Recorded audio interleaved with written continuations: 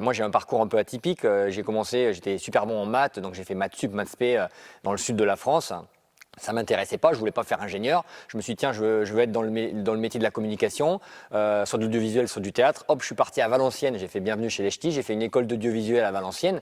Hop, je suis redescendu à Paris en 98 en stage et j'ai commencé ma carrière de réalisateur un an après, en 99, avec la création de chaînes comme l'Équipe TV. Puis après, j'ai fait la grosse émission avec Cadet Olivier, Faroudia, et après j'ai fait beaucoup de concerts. Et après, c'était parti, j'ai fait de la télé-réalité, le Château de la Starac, Télématin, du Hanouna, du Bernard Rapp, du Coé.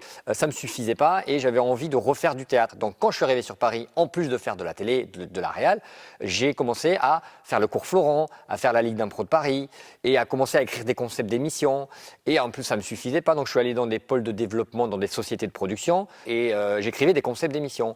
Et à un moment donné, je me suis dit, plutôt que d'écrire pour les autres, je vais créer ma structure. C'est comme ça que j'ai créé Bonaf Company, une boîte de production qui existe encore, avec laquelle je fais du consulting, de la direction artistique.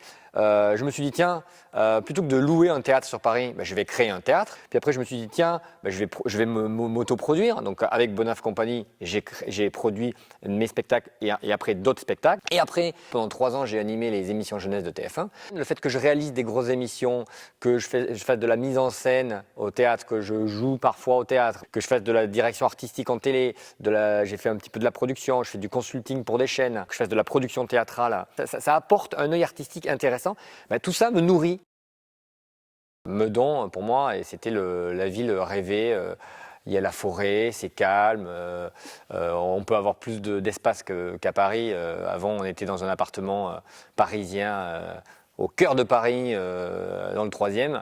Et là, maintenant, on est à Meudon, on a plus de place, on a un peu d'extérieur. On a tout de suite eu un coup de cœur sur Meudon parce que voilà, ça concilie pas mal de choses, la nature, le calme, l'espace, et puis la proximité, oui, avec notamment France Télévisions, avec qui je travaille beaucoup. J'adore cette ville et je trouve qu'elle a une énergie folle, surtout pour les entrepreneurs. Je trouve qu'on peut faire plein de choses ici.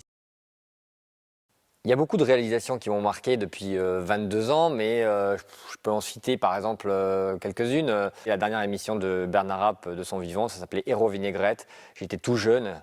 J'avais un énorme car régie, j'avais le big boss de France Télé à l'époque, donc ça m'a marqué. Avec Cadet Olivier, la grosse émission, j'étais tout jeune aussi, ça m'a marqué parce que c'était mes meilleures années de réalisation. Et puis récemment, cet été, en 2021, donc le Festival de Cannes pour France 2, j'ai fait des émissions là-bas et donc la rencontre de Matt Damon, Jodie Foster. J'ai plein d'anecdotes, mais d'être sur scène. Et d'ailleurs, j'ai fait ma demande en mariage sur scène, devant 300 personnes. Ma femme, qui s'y attendait pas. Donc ça, c'est aussi quelque chose qui m'a marqué.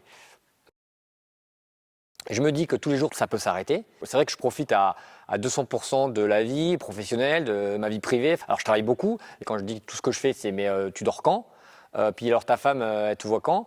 Bon, ça va, comme ma femme travaille avec moi, donc ça va. Et puis je dors bien, ça va. Et je prends pas de café, je prends pas de substance, je suis énergique de nature. C'est surtout que c'est un métier passion, quoi. Donc c'est sûr que je travaillerais un peu moins si ça me plaisait pas. Si je devrais donner un conseil à des jeunes, il faut oser, on y va à fond.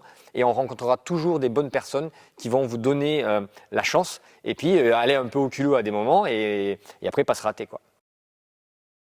Moi, ce qui me plaît à la télévision, c'est quand je réalise des grosses émissions. Voilà. Des émissions à 12 caméras, par exemple, des primes.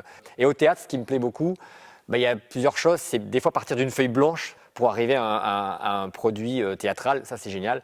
Et ensuite, le petit plus, d'être sur scène. Ma rentrée, enfin mon actualité, je me suis occupé de la mise en place et de la réalisation de l'émission La Maison des Maternelles sur France 2. J'ai aussi fait la mise en place et la réalisation de Samedi à tout prix, la nouvelle émission de Thomas Hill sur France 5. Je fais toujours du télématin. Et là, il y a quelque chose qui va bientôt arriver, c'est un prime sur France 3 que j'ai tourné en Martinique, présenté par Laurie Tillman, avec beaucoup de stars. Et donc ça, c'était assez sympa à faire. Je continue le consulting sur la chaîne France Info, voilà, avec l'année prochaine une grosse année électorale.